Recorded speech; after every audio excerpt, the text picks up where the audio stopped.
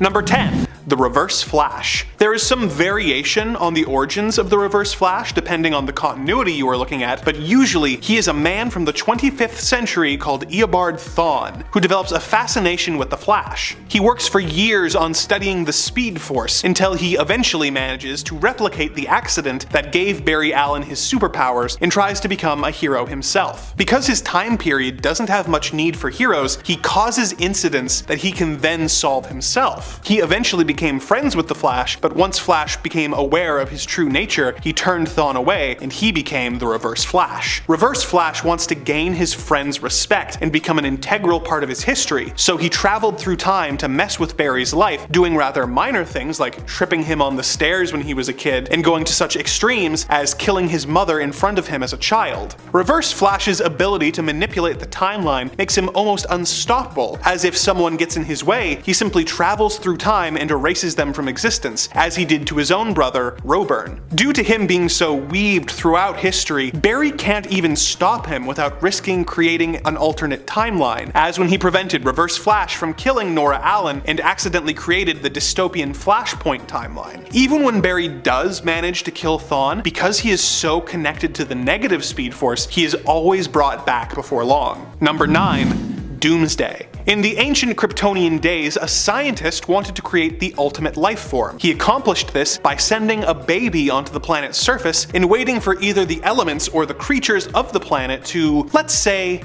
help the baby buy the farm. He would then take whatever remains were left and clone the baby to create a stronger clone, effectively forcing evolution to create the most brutal and effective creature possible. After decades of this process, Doomsday was born. Doomsday is nearly impossible to defeat, being essentially invulnerable and super strong. If you do manage to hurt him, he has a powerful healing factor that will almost immediately undo the damage. If you manage to kill him, he not only comes back to life, but will be evolved to resist damage from whatever hurt him before. He is an unstoppable force that only gets better at fighting you each time. When he first came to Earth, he was able to tear through the entire Justice League, with them barely slowing him down, and the only person on Earth capable of standing up to him was Superman. Superman was eventually able to kill Doomsday, but it took him having to not hold back at all, and even then, the effort killed him in the process as well. Number 8. CIRCE. CIRCE was a woman in ancient Greece whose beauty was apparently unparalleled. She married a wealthy prince, but he was a brutish, cruel drunk who she viewed as an animal, so she killed him before eventually coming into contact with the goddess of witchcraft, Hecate, who granted her 1/5 of her soul, which made her a master of magic, capable of imposing her will and power on others. After CIRCE sold her soul, she became obsessed with regaining it from the dimension of hell where it had been sent. She is willing to do anything and sacrifice anyone to try and regain what she has lost. She is known for turning men into animals that serve as her minions, and has magic powers which allow her to open portals and teleport or give life to inanimate objects. She has geokinesis, the ability to possess people, as well as the ability to freeze time to pull herself and others out of a moment. She is a constant thorn in Wonder Woman's side and a constant source of chaos in the DC universe. Number 7. Black Adam. Teth Adam was a member of the Kandaki tribe in ancient Egypt, whose people were forced into servitude by a cruel pharaoh of the time. Most of his family was killed, but Teth Adam was able to escape with his nephew Amun when the wizard Shazam brought them to the Rock of Eternity to make Amun his chosen champion.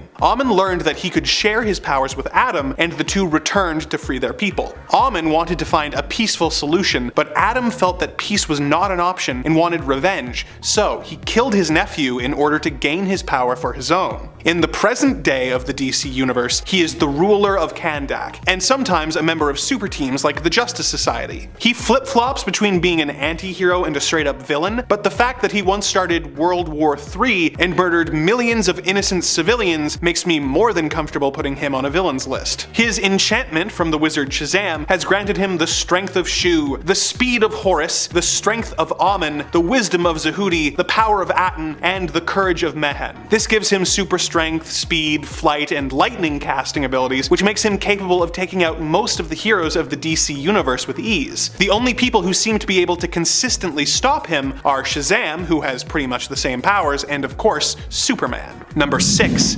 Parallax. Parallax is a parasitic demon entity that is the embodiment of fear. He spent years traveling the galaxy, causing civilizations to destroy themselves out of paranoia until the Guardians of the Universe trapped Parallax in the Green Lantern's central power battery on the planet Oa for billions of years. This yellow fear demon living in the battery is the reason that for years Green Lanterns were unable to affect anything that was the color yellow. Parallax influenced the mind of Hal Jordan, making him more and more anxious and self-doubting until he was driven mad by the destruction of his home, Coast City. In an effort to try and restore his home, Hal went on a rampage, killing the entire Green Lantern Corps and destroying the central power battery, allowing Parallax to graft onto Hal's soul, causing him to start going by the name Parallax and acting as a villain until he was eventually killed. The Spectre then freed Hal's spirit from the demon. Despite the fact that he can be trapped, Parallax is the embodiment of an emotional concept, fear, and is therefore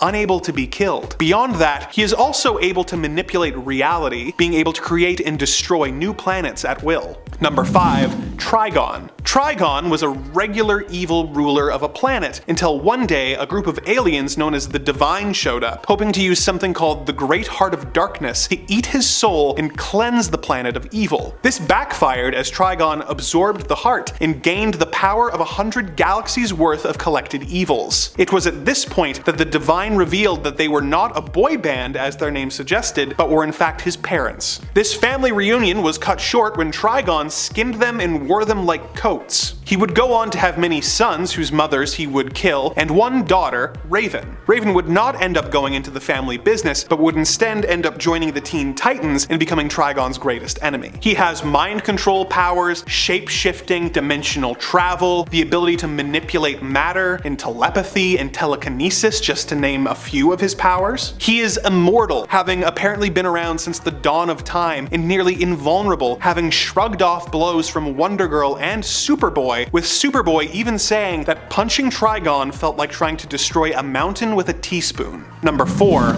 DARKSEID. After the old gods died in a battle against evil, the planets New Genesis and Apocalypse were born. The latter fell under the control of an evil and tyrannical new god called DARKSEID. New Genesis housed the source of all life, the life equation, and DARKSEID became obsessed with finding its opposite force, the anti-life equation. He discovered that the anti-life equation was on the planet Earth and began a campaign to conquer the planet, bringing him into constant conflict with the members of the Justice League, particularly Superman. He is all but immortal, invulnerable, and super strong. As if that wasn't bad enough, he is also an incredible tactician with a keen scientific mind who has telepathic powers and the ability to shoot omega beams from his eyes, which he can use to either destroy or teleport his victims, such as when he sent Batman back to caveman times at the end of Final Crisis, essentially turning the Dark Knight into a temporal bomb. Even Superman has trouble going toe-to-toe with this god, whose only weakness is a substance called radium. Number 3. Mr. Mxyzptlk. Mr. Mxyzptlk is a fifth-dimensional being who has developed an obsession with Superman and likes to spend his time harassing the Man of Steel and putting him through various ordeals for his own amusement. He can fly, teleport, and create essentially anything he likes with just a thought. He is also a character with cosmic awareness, sometimes speaking directly to the reader as though he is aware of his place in a comic book. He is a relatively benign nuisance most of the time, merely wanting to put Superman through the ringer with his various cosmic pranks, but he is capable of extreme villainy when he wants to be, such as in Alan Moore's Whatever Happened to the Man of Tomorrow, where he grows bored and decides to become truly evil, manipulating events to kill several of Superman's friends and ruining his life in the process. Mixie is so powerful that even he thinks it's unfair. So, to be a good sport, he gave himself a weakness that makes it so that the only way to stop him is to trick Mr. Mxyzptlk into saying his name backwards, which is of course Kiltip-Zixum. When you consider that this is a self-imposed weakness, and in theory if he wanted to remove this rule he could at any time, it makes you realize just how unstoppable he really is. Number 2. The Anti-Monitor. When a scientist on the planet Oa developed a screen to witness the creation of the universe, this caused a massive explosion which split reality and formed the multiverse. The Oans began a civil war, and several of them left for the Quard dimension, seeking the means to become all-powerful. Quard was in the antimatter dimension, and one day an excess energy on Quard's moon formed into a being known as the Anti-Monitor, who fed off of the evil energy of the antimatter universe and took over his universe. He wanted to then destroy all the positive matter universes in order to become as powerful as possible, causing the Crisis on Infinite Earths, where he went to war with the various superheroes of the multiverse, which resulted in the multiverse being streamlined into one universe. Barely any of those sound like real words. He has destroyed and absorbed over 1,000 universes and is capable of being able to alter reality and increase the power levels of the villains who serve him. He is essentially immortal, being able to fight the strongest heroes from hundreds of universes at once without taking any apparent damage. It was only through the actions of the Spectre, who had been empowered by all of the various DC universe's most powerful sorcerers, that the heroes were able to defeat him at the dawn of time. He was eventually killed by Superman 2, but was restored to life when the multiverse was recreated. Number 1. Necron. Necron's origins are shrouded in mystery, with rumors that he existed before life or was created by darkness itself to serve as its protector. Other stories say that he was imprisoned into the land of the unliving by the Guardians of the Universe near the beginning of time. For most of eternity he was unaware of life, but once he discovered its existence, he became obsessed with becoming its master. He fought against the Green Lantern several times with his army of the undead until he formed his own Lantern Corps by trapping the Anti-Monitor in his own central power battery. The Black Lanterns are comprised of dead superheroes as well as the entire population of the destroyed Coast City, who he has resurrected and forced to fight on his behalf. Even when his physical form is defeated, as he was never technically alive, he is simply sent back to the land of the unliving to begin plotting a new scheme to destroy life itself. But coming in at number 10, it's actually Superman. We're just gonna get this one out of the way now. Yes, Superman is practically unstoppable. On one hand, you've got what is probably the strongest, most durable guy in DC, with a heart of gold and a strong moral compass. He is basically a god to us, but he is also one of the very first real superheroes to show up in comic books. The benchmark for what makes a hero a hero. If it's not his massive amounts of power and his strong will that keeps him in the fight, then it's his massive popularity. When DC had the death of Superman story, there was absolutely no way that Superman was gone forever. We've seen stories where he not only takes over the Earth, but stories where the Man of Steel lives until the absolute end of the universe itself. His own stories suffered because of the fact that he's just unbeatable.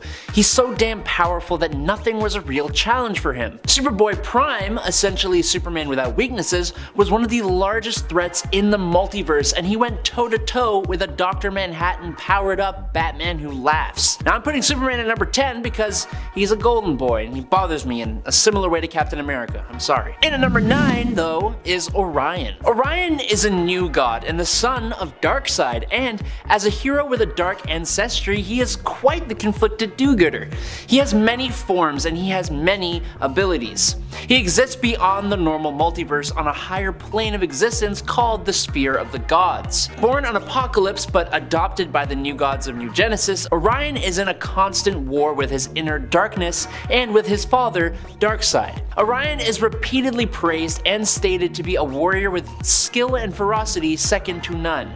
While undercover on Apocalypse, he was their greatest warrior and would have slaughtered their entire army during training. He has held open the hand of the god of strength and might, who is threatening creation and ripping holes in reality with that strength. He stands against and fights a sun-amped up Superman one-on-one, something no one else in the Justice League was able to do, and he can tank star system destroying explosions. Orion moves with the speed of thought. His intelligence was enough that he created the Genesis box, which can destroy and rebuild a universe.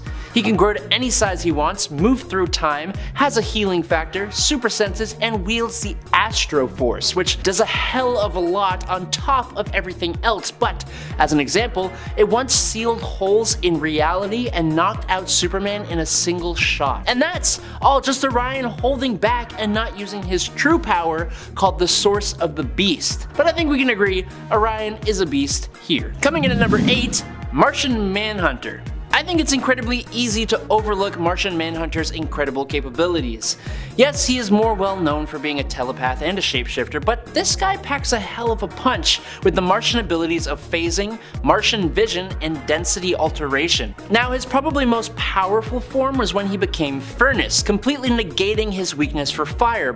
But Furnace was a villain and therefore cannot really be on this list. But In DC 1,000,000, we get a John Johns who leads a war against DARKSEID and gets him to surrender to the Source Wall, becoming trapped inside of it. The Source Wall, in return, gave John one wish. His wish was to become one with Mars, meaning John became a living planet while maintaining his multiversal telepathy and his genius intelligence. We don't get to see much of this version of John, but we can guess a lot of things about this version. Firstly, his weakness to fire is probably non-existent, because I mean, people gotta make fire on a planet just to survive. We can also probably assume John keeps his other Martian abilities to a degree, and there's also the possibility that the passage of time has increased those natural abilities considering he's defeated DARKSEID. We can also assume he would now also have the powers that usually come with being a living planet, like weather manipulation and control of the elements. He can control the sands of Mars to an incredible degree to do crazy things, so there's that. But in at number 7, Swamp Thing. Alec Holland was a scientist who, much like some other scientists, turned superhero when he was caught in a disaster. For Alec, it was an explosion. When he jumped away from the explosion, Alec was bathed in the chemical vats of the Louisiana swamps, and his memories were absorbed into the being known as Swamp Thing. Swamp Thing is an immortal creature who fights to protect the planet from threats to nature, including many supernatural villains. The Swamp Thing has complete mastery over all forms of plant life, and through this power, he is in constant communication with the very essence of the Earth, the green, and he serves as the plant elemental for the entire planet. In the past, Swamp Thing has gained access to other elemental powers, like at one point gaining control over earth, water, air, and fire, in addition to that of plant life. Theoretically, so long as there is plant life on planet Earth, Swamp Thing will always have a vehicle through which to house his consciousness, which makes him effectively immortal. He has basically revived himself countless times, just forming a new body out of plant life every time the current body can't keep going on, and he didn't even know he was doing this for the longest time. As a member of the Justice League Dark, Swamp Thing has been called on to help battle many supernatural threats over the years, and his recent TV show was hella underrated. Bring that shit back. Number 6, Captain Atom. Nathaniel Atom was transformed into Captain Atom in the 60s after being semi-forced to participate in a potentially fatal experiment sitting at ground zero of a nuclear explosion encased in an alien metal. Now, the explosion didn't actually kill him. What it did do was bond the alien metal to his flesh, giving him superpowers and throwing him 20 or so years forward into the present day. The alien metal gave him incredible abilities like flight, matter manipulation, energy manipulation, time manipulation, energy absorption, telepathy, spatial manipulation, quantum manipulation, force field creation, time travel, magic and mind manipulation, and control over the quantum field. These powers have let him perform some insane feats, like you can imagine, like creating a universe within the quantum field and later destroying that universe, fighting Superboy Prime, easily defeating a team composed of multiple versions of himself before absorbing them and creating an explosion powerful enough to destroy a universal space-time continuum. That was a lot. He is truly an insanely strong being, and I would be ashamed to not include him on this list. But coming in after that, number 5, Wally West. It almost feels rude to put Wally West here over Barry Allen, but in a lot of ways, Wally is arguably stronger than Barry is. Wally is the fastest of all the Flashes, only maybe rivaled by Barry himself, but Wally is arguably the fastest person that has ever existed. Just look at some of his feats. He was fast enough to easily break the barriers of speed and be the first person to enter the Speed Force. He was able to save and carry over 500,000 people 35 miles away from a nuclear explosion that had already detonated, including the people who are at ground zero, and he did it in only 0.0001 microseconds, which if you don't know is 1/100 billionth of a second. Do you know what that means?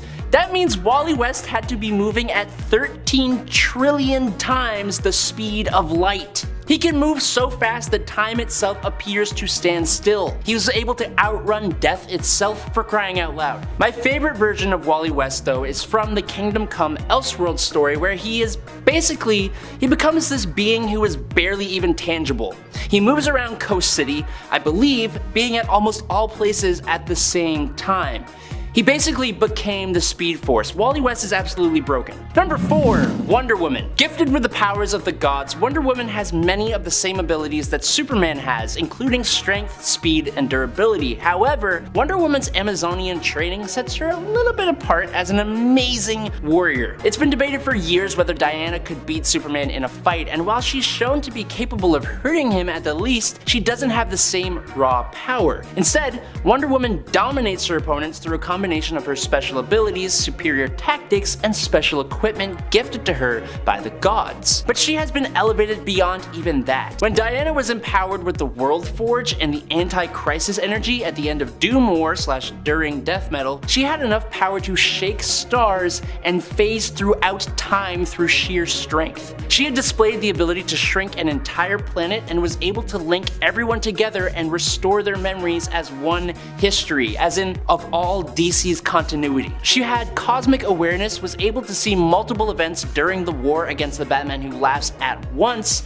as well as precognition and retrocognition. She was crazy powerful for that little bit of time. And at number 3 is Dr. Fate. Dr. Fate is like DC's Sorcerer Supreme. There have been a handful of people over the years who have taken on the name, slapped on the powerful Amulet of Anubis, Cloak of Destiny, and Helmet of Fate, and been an agent of the Lords of Order, who govern raw magic in the universe. Kent Nelson was the original one, given his powers by Nabu, one of the Lords of Order. Now, without the powerful artifacts, Kent was given superhuman powers to make him more suitable for the Helmet of Fate, so he has telekinesis, flight, invulnerability, and superhuman strength. But when he has the actual helmet, his telekinesis has been strong enough to move an entire planet into the sun, which is just a wild level of power and shows just how much power the helmet grants its user. This ancient helmet is apparently the most powerful magical artifact the world has ever known. It's the source of the Dr. Fate identity, and while its power and the things it can do has changed in some small and not so small ways over the years, some of the things it has done include granting its wearer enhancements to their intelligence. It has given them elemental control over water, wind, earth, lightning, and fire. Of course, telekinesis, like I said, but also invulnerability, superhuman strength, magic sense, astral projection, clairvoyance, chronokinesis, dimensional travel, divination, eldritch blasts, energy constructs, force fields, healing, illusions, invisibility, magnetic field manipulation, hypnosis, molecular reconstruction, necromancy, resurrection, telepathy, teleportation, biofission, and then of course, divine empowerment. But you get what I'm saying, right? Number 2, Dr. Manhattan. John Osterman was a nuclear physicist who found himself trapped inside of an intrinsic field experiment chamber, which completely removed his intrinsic field, tearing him apart and completely vaporizing him. But over the next few months, he began to reform himself, starting as a disembodied nervous system, circulatory system, and then with a skeleton and muscles, and then finally, after trying multiple times, he appeared fully. Tall, muscular, hairless, and glowing blue. Now, John sees the past, present, and future all at once, but it's not just his perception of time. He even figured out how to see the timelines of others and even possible timelines. He is basically nigh omniscient with an understanding of the universe on a cosmic scale. It's hard to even describe what his powers actually are. His powers and knowledge give him the ability to travel through time, and he has completely fractured the timeline into infinite alternate realities existing in all of them at the same time, or simultaneously, if that makes more sense. John possesses electrokinesis and elemental control, creating oxygen and water out of literally nothing. He perceives and understands things that no human brain could ever hope to. He has such a control over energy that he can even create life and accelerate evolution. He can manipulate matter to make himself and others intangible, alter his size, regenerate himself, disintegrate others, and cause molecules to accelerate and explode. His manipulation of space, time, and reality is what ultimately caused the New 52. He is a god in DC Comics. And finally, in at number 1, the Spectre. A lot like Dr. Fate and the Helmet of Fate, the Spectre isn't really one person. The Spectre itself is actually a cosmic entity and is the physical manifestation of God's vengeance on Earth. But this spirit, or entity, needs to be permanently bonded to a human soul in order to manifest itself. Jim Corrigan, a fallen Hal Jordan, and then Crispus Allen have been the main 3 humans to be the host for the Spectre. Now, being God's spirit of vengeance, you can probably guess that the Spectre is one hell of a capable being, and you're not wrong. Spectre has the power to do pretty much anything. The Spectre is nigh omnipotent. He has the capability to alter reality, literally erasing people from existence. He can alter his size to grow to any height. He can fire off mystical blasts of eldritch energy, and he has vast magical capabilities that allow him to cast spells to do pretty much anything else he wants to do. His wiki even says that his superhuman strength can, quote, be as strong as it needs to be, which I don't know why that matters. Kind of feels like a little pointless when he can literally alter reality and only be harmed by mystical and divine means, but yeah, just work here. The Spectre has infinite energy, has held apart 2 universes, can judge any reality in any dimension, and has the power to tear down heaven and hell. You can't really beat that. Number 10, Mr. Terrific. Mr. Terrific is someone who we don't really talk about enough. Something that I've always felt was kind of weird over at DC is there are a lot of heroes who are super strong and also heroes who are super smart, and in general, they tend to be the same people. In other words, their heroes really can do it all. Both brains and bronze for the most part. But when it comes to Mr. Terrific, he is really all brains. And while he might not sound quite as unstoppable as the heroes who can do it all, I still think he deserves to be acknowledged for his genius, especially as that's all he has at his disposal for getting things done. Mr. Terrific has been a part of the Justice League Reserves, but is more commonly known for his affiliation with the Justice Society of America. While known for being a skilled fighter as well, his primary ability is his genius level intellect, being considered the 3rd smartest man on Earth after Batman and Lex Luthor. Number 9, Ghostmaker. Is Ghostmaker a superhero? Perhaps a reluctant one in terms of altruism, but most definitely one in terms of someone doing some actual good and heroic deeds. Even in his own greatest feat story that he recanted to Batman, Batman had a sense that there was more going on for Min-Kwa Khan than he let on in terms of why he was really after Madame Midas. And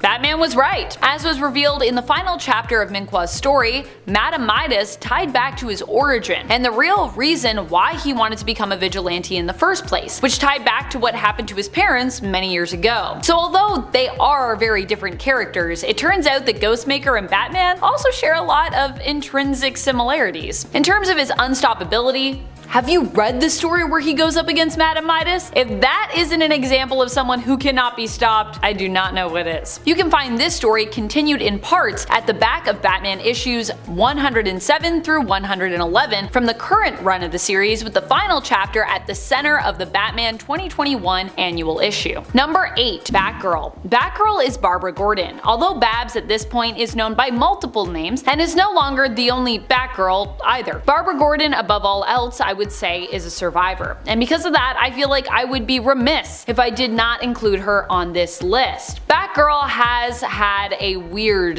history, a history that similarly seems to haunt many female heroes over at DC, with many of them having been nerfed in some way when it comes to their abilities or their power set. For Batgirl, this happened when she was fatally wounded, shot through the spine by the Joker, and as a result became paralyzed from the waist down. While technically told in an out-of-canon story, this aspect of the Killing Joke did become canonized for some reason. But did Babs let the trauma of this incident and her newfound disability stop her from fighting crime? No, she did not. She ended up reinventing herself as a master hacker, computer genius, and intelligence expert, known as the Mysterious and Unknown Oracle. Thanks to experimental medical tech, Babs is also now back to being Batgirl, as she can walk again, and even still fights crime from both sides, both on the streets and from behind the screen. Truly, she can do it all, making her a very difficult, if not entirely possible, superhero to stop. Number 7, Nightwing. I love Nightwing. Okay, so lately Nightwing has been using not only his vigilante persona, but also his everyday civilian identity of Dick Grayson to do whatever he can to help save the people of Bloodhaven. If that doesn't make him unstoppable, I don't know what could. Both an everyday hero as Dick Grayson, using an inheritance that he was given from his father figure and in essence other dad, Alfred Pennyworth, to save the city by attempting to reform it while also reclaiming it from corruption, and as a superhero, operating as Nightwing and fighting physically against criminals and those corrupted by crime to prevent them from getting in his way. As I see it, the only thing that might stop Dick Grayson, aka Nightwing, in the future is the very real threat of sleep deprivation. And friends, before we move on to our next spot on this list, if you love what we do here at Top 10 Nerd and you love hearing about unstoppable heroes, we got a playlist for you. It's called our Top 10 Most Powerful playlist, and it's got sort of a similar vibe throughout. Number 6. Mr. Miracle. When we say unstoppable, it can mean a variety of different things, depending on, but when it comes to Mr. Miracle, we are undoubtedly interpreting unstoppable to mean someone who can basically never be held. Scot-free is Mr. Miracle. He was once known to be the son of High Father of New Genesis, but was exchanged to become the ward of DARKSEID when he was young, in order to barter a ceasefire between Apocalypse and New Genesis. In exchange for Scott, DARKSEID gave up his son, Orion, to go live on New Genesis. Orion definitely got the better deal between these two boys. Scott actually grew up severely mistreated by Granny Goodness, who is known for training DARKSEID's forces, including some of his most fearsome and powerful warriors, his female Furies. Scott from a young age would find that he had a natural aptitude for escaping, and would hone this over the years, celebrating whenever he won a moment of freedom. Eventually, he escaped, leaving Apocalypse and making his way to Earth. Mr. Miracle is considered the best escape artist in the world, and is even believed to be better at escaping than Batman himself, who is also known for pulling off many a daring escape. Number 5. Big Barda. Big Barda is another hero who often feels invincible in terms of her approach to heroism. Big Barda herself is a new god. She hails from Apocalypse, where she was once one of DARKSEID's fearsome female Furies. While most born on Apocalypse are actually kinda like made in labs, selectively bred, Barda was actually born of love, something that makes her unique. While her mother's genes were intended to only be combined with others who would make the strongest and fiercest offspring, her mother, Big Burrito, one of Apocalypse's most fierce warriors, found a way to ensure that her first child was actually one resulting from love. However, once DARKSEID found out, he took the child, placed her in the Gestatron, and then shipped her off to Granny Goodness. This is what makes Barda likely so inclined to heroics. Her father's seed was not chosen to match the traits that DARKSEID most desired, and the power of love, as well as being a straight up badass, is also what generally compels Barda to be relentless when fighting for a cause she believes to be most just. Number 4. Plastic Man. Plastic Man is another completely unstoppable force over at DC Comics, even more so than some of the others on this list. This is because Plastic Man actually uses his stretching powers to be one of the coolest and most effective heroes around. We don't usually talk about him, but we should. Sure, he's not always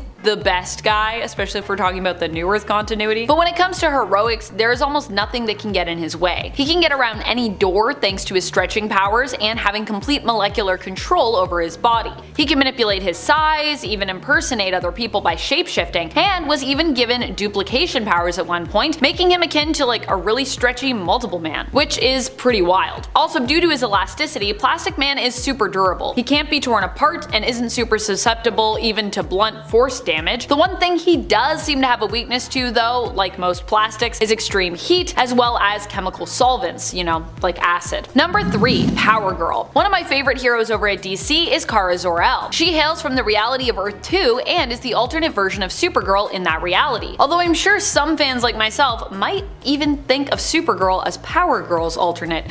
Gasp. Still, Supergirl was technically around for longer, so really Power Girl is the alt here if there is an alternate. But despite being herself like an alternate version, Kara is unique in the sense that she really is her own character. In fact, it feels weird for me to even be acknowledging her as an alternate even though technically she is that. Power Girl, like her cousin Superman, is a Kryptonian, and with her Kryptonian physiology also comes a ton of superpowers that put her on a similar power level to Supes himself. While in the previous iterations, Power Girl did have a regrettable weakness to organic materials, meaning that sticks and stones could actually break her bones, after New 52, this was no longer a thing. thank goodness. Number 2, Val Zod. Val Zod as Superman is probably one of the most powerful alternates that we have in the DC multiverse. Val Zod, like Power Girl who came before him on this list, is another superhero from Earth 2. Val Zod was another Kryptonian who landed on Earth following Superman and Kara Zor-El. And although in this reality there is a Superman on Earth 2, Val Zod is still kinda like an alternate Superman because he's kinda got a bit of a similar story, although he's still also very much his own character, so kinda like Power Girl.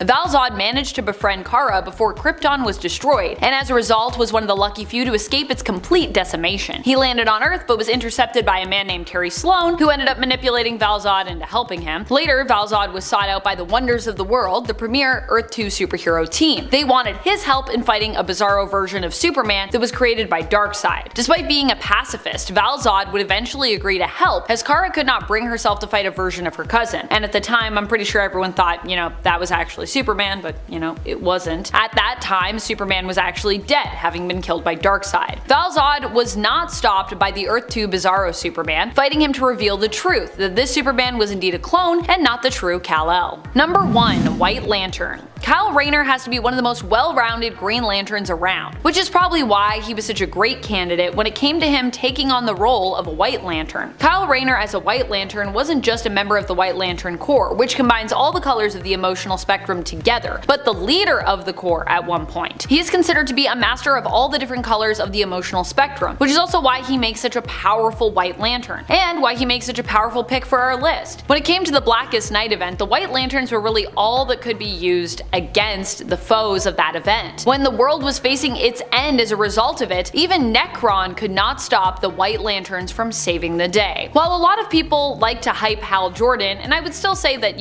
Hal is pretty unstoppable for the most part, Kyle to me is the epitome of the most powerful Lantern, since he's not only a powerful Green Lantern, but also can really fit in basically any Lantern Corps, making him one of the most balanced and capable in terms of his connection to all of the emotions. I know people are gonna maybe disagree with me on that, but I encourage the disagreement. Let us discuss.